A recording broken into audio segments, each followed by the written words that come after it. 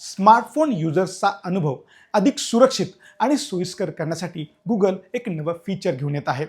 यामुळे तुमची स्वाक्षरी फोनमध्येच सेव्ह होणार आहे. गुगलचं सिग्नेचर्स नावाचं ॲप नेमकं काय आहे त्याबद्दल जाणून घेऊयात.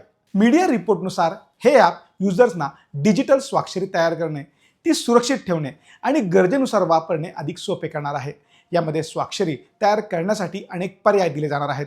या फीचरमध्ये युजर स्क्रीनवर बोटाने किंवा स्टायलसने थेट स्वाक्षरी करू शकतात. आधीपासून असलेल्या स्वाक्षरीचा फोटो अपलोड देखील करू शकतात.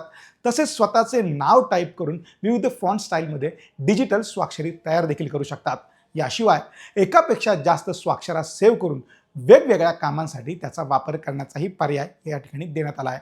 सध्या हे फीचर टप्प्याटप्प्याने काही अँड्रॉइड स्मार्टफोनवर उपलब्ध होत असून भविष्यात अधिक युजर्सपर्यंत पोहोचण्याची शक्यता आहे. युजर्सना काय फायदा होणार? हे ॲप आल्यामुळे महत्त्वाच्या कागदपत्रांसाठी प्रत्येक वेळी नवीन स्वाक्षरी तयार करण्याची गरज भासणार नाही. फोनमध्ये सुरक्षितपणे सेव्ह केलेली स्वाक्षरी आवश्यकतेनुसार वापरता येणार आहे. त्यामुळे वेळ वाचेल, काम अधिक सोयीचे होईल आणि थर्ड पार्टी ॲप्सवर अवलंबून राहण्याची गरजही कमी होईल. आता सिग्नेचर ॲप कसे वापरता येईल?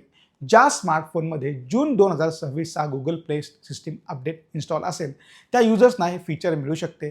यासाठी सेटिंग्समध्ये जाऊन गुगल प्ले सिस्टीम अपडेट तपासा, नवीन अपडेट इन्स्टॉल करा. यानंतरही हे ॲप थेट ॲप ड्रायव्हरमध्ये दिसणार नाही. याच्या वापरासाठी ॲक्टिव्हिटी लॉन्चरसारख्या ॲपची मदत घ्यावी लागेल.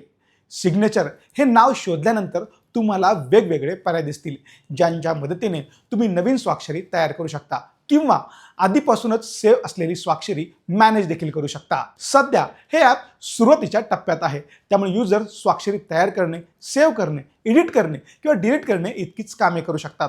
पुढील अपडेट्समध्ये आणखी सुविधा जोडल्या जाण्याची शक्यता आहे. रिपोर्ट्सनुसार हे फीचर सध्या काही गुगल पिक्सेल, सॅमसंग आणि OnePlus स्मार्टफोनमध्ये दिसू लागले आहे. विशेष म्हणजे हे कोणत्याही अँड्रॉइड व्हर्जन अपडेटऐवजी गुगल प्ले सिस्टीम अपडेटद्वारे उपलब्ध करून दिले जाणार आहे. गुगलचं हे नवीन फीचर तुम्हाला कसं वाटलं आम्हाला कॉमेंट करून नक्की सांगा.